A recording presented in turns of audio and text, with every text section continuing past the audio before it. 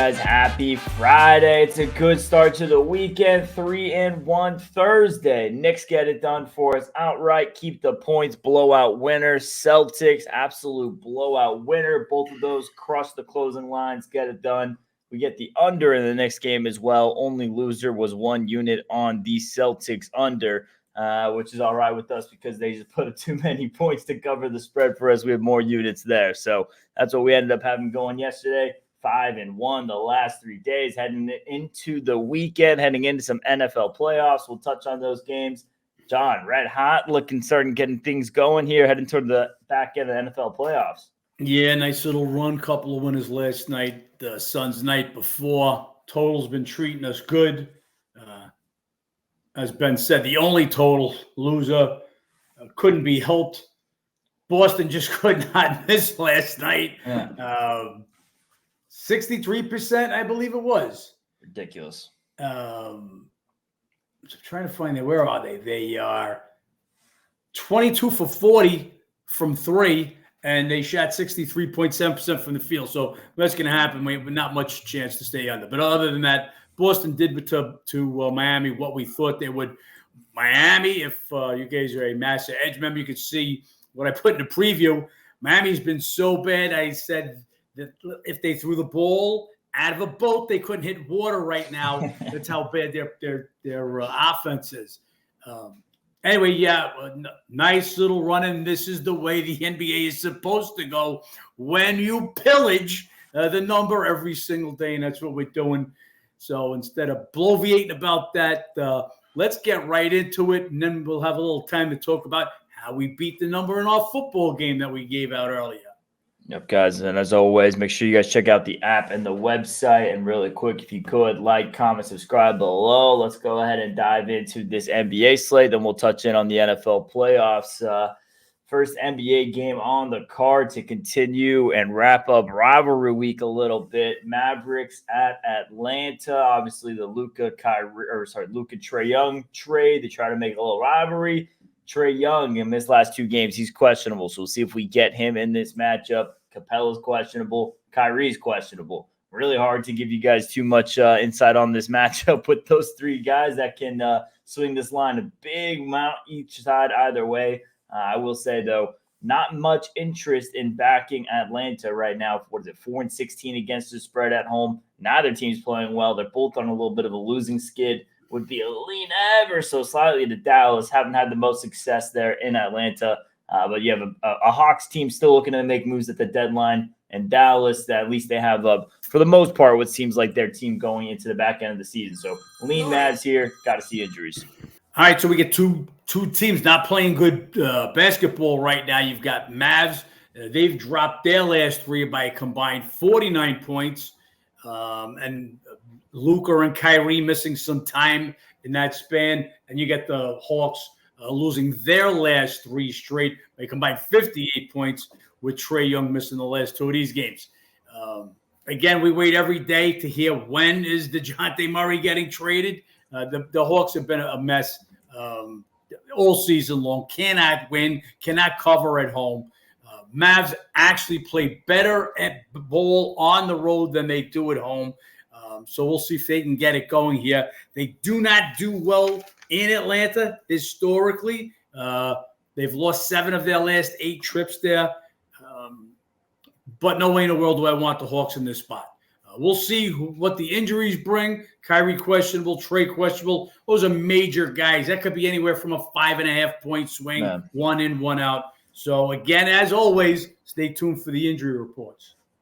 Next matchup is Rockets at Charlotte. This Houston team struggling right now. 1-8 against the spread their last 9. They just lost outright at home as 10-point favorites in overtime against the Blazers. Then you have this Hornets team who's not playing much better. They couldn't get it done against the NBA Worst Pistons the other night. I will say Brandon Miller, he's been playing terrific the last couple of games since LaMelo's come back. Maybe that's one thing that'll continue to get better, his improvement alongside LaMelo. Outside of that, not many bright spots here for the Hornets. 1-7, 4-4 against the spread their last 8. And as far as the matchup history, Rockets get it done earlier this year. They split last year. Would be ever so slightly a lean to Charlotte in this game, but one I'm staying away from here. Yeah. Rockets, their first couple of games were ugly. But Udoka really straightened this club out. They started playing some of the best defense early in the season, and they looked fantastic. Dylan Brooks gets hurt. He was their best defensive player. With him, that went their defense. Brooks came back. They haven't recovered. Looking a lot like the old Houston Rockets right now. Just not as bad as Charlotte Hornets. Hornets now obviously in full sell mode. Just traded Terry Rozier, who's had a couple ugly games for Miami. We'll talk about that later, though. But very short-handed Charlotte team will be hosting Houston. My number in this game is 4.5. The game is sitting around 5 right now. Neither team playing good basketball. So, again, number right where it should be. We'll see what the line moves or any lineup changes or injuries. If not, we'll pass on this one. Next, we have Suns at Indiana. This Phoenix team comes off that big win against the Mavs. That was a winner for us the other night. And then we have this Indiana team who's comes off a nice win over Philly last night. Siakam, triple-double. Welcome into the Pacers. They needed that. Still going to be without Halliburton. We'll see what they can get here out of Siakam. And the two backup point guards, Nemar and McConnell, they've both been playing pretty solid here in the replacement of Halliburton. Pretty good offense they have going even without him. You have this Suns team who has dominated this matchup a little bit, 7-1 the last 8 meetings. Beat them earlier this week in Phoenix. Last 5 meetings all went under. Suns last 5 went under. 7-9 Pacers last 9 going under. Last night was pretty high scoring for them, but they are on a back-to-back, shorthanded already without Halliburton. We should see how that goes here in this one. And we are on the under in this one, John. Going a bit against us here, but could be room for an extra unit if it keeps going any higher. Yeah, look, we jumped on this as we usually do. We saw a spot we liked yesterday with DraftKings opening in this at 241.5. So we went under in this game. Up until yesterday's game against Philadelphia, Indiana had been playing dead under before last night. 7 of their last 8 games under. Phoenix's last 5 under. Last 5 meetings under. They just met last week in Phoenix. That game landed 117-110. That's a total of 227 points. I still like the under. Philly plays at a different speed, and Indiana does play quicker at home, but with no Halliburton, they're just a different team. Ben mentioned the job Membert and McConnell are doing, and they scored and they got some assists. They also had 9 of the team's 21 turnovers last night, so take that into account. Phoenix, red hot right now. As you guys know, we had them against the Mavs, and after getting them off to a slow start, they poured it on in the second half. And that seems to be what they've been doing. Their MO for this last 10 days or so, fall way behind Sacramento, finish with a 32-8 run. Full way back in Chicago, come back from down 21. They fell back in the second quarter, early in the second quarter to Dallas. I think it's as high as 15-point lead or more, and they come back and blew them out. So I think Phoenix still got a lot to go. Funny stat for Indiana. Indiana is got the highest scoring bench. They're the deepest team pretty much in the NBA. With that being said, their bench scores the most points. They are 1-7 against the spread in games with no days rest. So you would think because of the depth of their bench, they're better. And it's just not the case. It's not showing up, at least not yet. Anyway, as Ben mentioned, Siakam comes with his best game now as a Pacer last night. Finally, look, it always going to take some time to fit in. We're seeing that with Rozier, his first couple of games in Miami. I think it's 6 for 25, and he's been a game worse. I believe it's a combined minus 41 in his first 2 games, as opposed to OG, what he's doing in the trade since coming over to the Knicks. I believe he's a plus 249 in 13 games. He's like an average of plus 18 a game. That's just insane. So that tells you how well that trade worked out. Getting back to this game, Phoenix, as Ben said, they've pretty much owned the series. Pacers do not play well, it seems, in the back-to-back. Still no Halliburton. I think the number now is solid, right where it should be. So we'll wait to see if Pacers sit anybody. I don't expect them to, but we'll see. And in comes Phoenix playing good basketball right now. Red hot. Also red hot are the Clippers, who are going on into Toronto, the other half of that trade, and it has not worked out as good for them. They're now 1-7, 3-5 against the spread. Their last 8. Clippers, though, 6-1, 5-2 against the spread. Their last 7. They just keep on getting it done right now. As far as the matchup history here, met earlier this year. Clippers now 7-2, 6-3 against the spread last 9 meetings. Raptors did cover earlier in January. Two teams going opposite directions here. Kawhi, the return to Toronto again. Obviously, I imagine the Raptors get up for this game, but none of those guys are left from that team. It's not quite the same there. So we'll see how they go. Two teams opposite directions. A lot of points to lay on the road. No interest here in laying that big of a number. Could be at halftime. Clippers are nobody still in my eyes. So immediately following the OG trade, it looked like it was going to work out for Toronto as well. They were scoring points, and they got a little deeper, adding Quickly and RJ Barrett to the squad for OG. It's now since Siakam is gone, it looks like the team has just blown up. You'll have no Quickly again tonight. Remember, Podol, he's been out for a while. So that's 2 of your starters out of the line. Look, this game would be all Clippers, and it still is Clippers and nobody. I just think Clippers have an eye on tomorrow's game. They go to Boston tomorrow. That's the best team in the East. That's who everybody thinks is coming out of the East. Clippers think they're going to come out of the West. So they'll have an eye on that, and it's a little more intriguing because last month, without Kawhi, Boston went into L.A. and destroyed them 145-108. So they just played Toronto last week, and beat them. So I just think this could be a one little eye ahead, looking ahead. Do they want to limit Kawhi and PG's minutes for the second half of the back-to-back, or do they even give somebody a day off today? We'll be on the lookout for that. But Toronto right now not playing no good basketball at all. It would be Clippers or nobody, but you got to be very careful with the limits.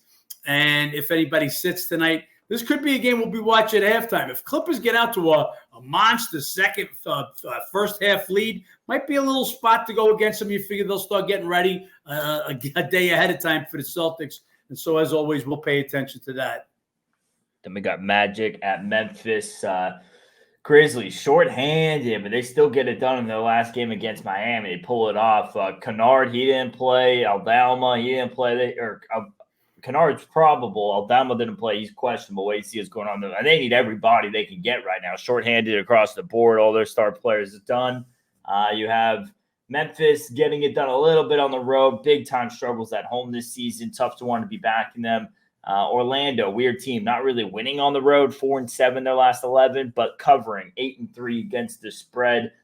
Pretty big number here to lay. Would be a lean ever so slightly to the Grizzlies in this one, but one of your worst against the spread teams at home in the NBA. If Aldama's out, it's just going to be just enough for me to stay away from this one. Need bodies there for Memphis. We don't usually mention guys like Kennard and Aldama because they're so thin. They actually need these bodies out there. Memphis, just you can't explain this team. So Memphis, 35-6, the best home record in the NBA last year. They cannot buy a win at home this year, and that's how things have turned around. And they're playing phenomenal on the road. In comes the Magic. Magic's had 3 days off. This is another schedule spot for me. Magic with 3 days off since they took a beating from the Cavs in Orlando. Memphis coming back home from a 4-7 road trip. So the scheduling matchup favors Orlando. This is Orlando or nobody for me. Just don't know if I want to lay this many points. The Magic have lost their last 3 trips into Memphis by a combined 50 points. Again, granted, different Orlando team, different Memphis team. That's the playoff Memphis team, as I just said, best record at home last year. So with that being said, because of the scheduling, Grizzlies coming home where they haven't been winning. Magic have been winning on the road. Orlando or nothing, but that number's a little too high. We need to lay a lower number. Then we have Thunder at New Orleans coming up here.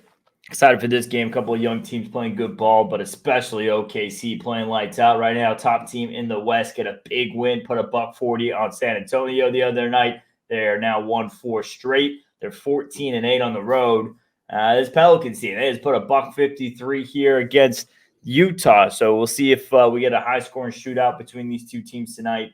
OKC, a lot of success on the road, best straight-up record on the road this season. A lot of success on the road in New Orleans. They're 6-1, 7-0 against the spread the last 7 trips there. And John, this is another line you absolutely crushed here. Yeah, first let me just say OKC's not the top team in the West right now. Well, after Minnesota's win last night, they've got a half-game lead for the top spot. But I mean, they're right there. Yeah, this game for us, we jumped on this plus 2.5 yesterday at DraftKings. As soon as that number came out, they played early. Now, as Ben said, may expect a high-scoring game, but when they played earlier this year, Pelicans won 110-106 at OKC, so more on the lower scoring side. OKC just wins on the road, just wins at New Orleans. They've won 6 of the last 7 trips into New Orleans, covering all 7. So you got a little home revenge. The team that's the best road team in the NBA going to a spot where they usually win. We're on the Thunder on this one, plus 2.5, and look for more scoring than they played earlier this year in beginning of November. We got Cavs at Milwaukee, second game of a 2-game set here. Giannis, another triple-double, 3 in the last 4 for him. That's starting to become more and more common in his game. You have this Cavs team who was absolutely red hot. They had the win streak snap. They keep getting it done against the bad teams, struggle here against the top teams, and they just struggle in this trips to Milwaukee. Bucks now 10 of the last 11 meetings at home, 9-2 against the spread. Lean here is Milwaukee again for me. Want to see if they come down any lower with it. I know these 2-game sets, sometimes easier to come back second team or the team that lost the first game. Bucks, I don't think I saw the videos in the pregame last time. They're dancing, everyone's smiling, everyone looks happy. They had a big, giant weight lifted off the team, and now I think you have some of your best players in basketball going to open up. They were already playing good. They might start approaching great here these next couple of weeks. Look, all of that being said, they played better against the Cavs, but there was a tremendous disparity at the free throw line. That being said, Bucks just own this matchup. This is a final game of a long road trip for the Cavs. And we talk about the revenge versus own. This is an ownership. This is 10-1 straight up, 9-2 against the spreads. Last 11 meetings in Milwaukee. Expect Milwaukee to continue. My number on this game, because of the own, is 7. We're going to show a video. We got a video done later today and have it up on the podcast. And we're going to show all the games. I'm going to show this game specifically on how we make the number. Yeah, the free throw disparity. I mean, Cavs have been playing good ball without Mobley, but this is one of those matchups where not having Mobley really is going to hurt you defensively. And then the last game on the card, Portland at San Antonio. Blazers coming off that win, upsetting the Rockets in Houston. And you had this Spurs team who just annihilated by the Thunder. They gave up a $140. Wemby had another solid game. Rest of the team, not so much. Sohan, Champagne shot 2 for 12. San Antonio, 3-9, 9-3 against the spread, their last 12. This game feels a little bit toss-up like. Got to see what's going on here. Some of these questionables for the Blazers. Looking a little bit here at San Antonio, though. Numbers gone that way a little bit. Wouldn't want to lay it above 3 if it were to come back down at all with some of these guys questionable, become probable for Portland. Would be interested in the Spurs. Yeah, I'm not this high on the number, and the number has creeped up because of the questionability of Brogdon with Sharp already out. You start to limit yourself in the backcourt. Portland coming off a real big win, overtime win at Houston, and all of a sudden, Portland playing some decent basketball. Problem is here, again, this is what we'll show. There's another game that we'll go over. This is 4th and 6, fourth city, 6 days for Portland, coming off an overtime win at Houston. You got a San Antonio team that was humiliated at home. So where the numbers is small, the spot is all San Antonio. And then you have the possibility of being short-ended in the backcourt. So where my numbers say this is a pick'em game, basically, you've got to say, well, this is the reason why we're not taking 3.5 now. Now, if Brogdon is in, there's other things, then we could look into it. So for me at this point, without Brogdon, I'm not jumping out to bet Paul, and you already got sharp. Missed the last 7 games. Even if he was to come back, there'd be a little rust. Yeah, important to note too, Wemby, he did get a minutes increase back up to 30 minutes. Didn't quite get there in that last game, only 27 against OKC because it was a blowout, but we'll see if he gets more use here in a competitive game with the Blazers. That's the NBA slate, guys. So far, 2 bets out for members. More could be added. As you guys know, lots of questionables. And we got some NFL playoffs cooking up this weekend, John. We can go ahead and start talking about that a little bit. The AFC Championship really might be better game than the Super Bowl with the Chiefs and the Ravens. I'm very fired up for this. The AFC loaded with quarterbacks. You might have 6-7 quarterbacks better in the AFC than in the NFC. So always good matchups here. Chiefs Baltimore, though, as good as it gets. Lamar Jackson versus Patrick Mahomes. And this is a game we have an edge on here. We had the best defense in the NFL leading the season in points allowed, sacks, turnovers, you name it. They did it. They've annihilated teams the last 7-8 weeks. Really good teams. They've beaten everybody. They've sure given every quarterback issues. And we've seen Patrick Mahomes struggle here against some of these top defenses they have played. We noticed it week 1 against Detroit. We noticed it when they went up against the Jets. He had the issues in Denver and some of those losses. They were able to get it done against Buffalo. I just think Baltimore's defense is on a whole nother level, and I don't know if they're going to be able to move that football, John. But all it comes down to is the number, which you crushed again.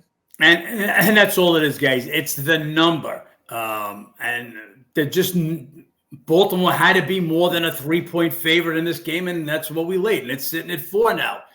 Kansas City's going to be on the road for the 2nd straight week.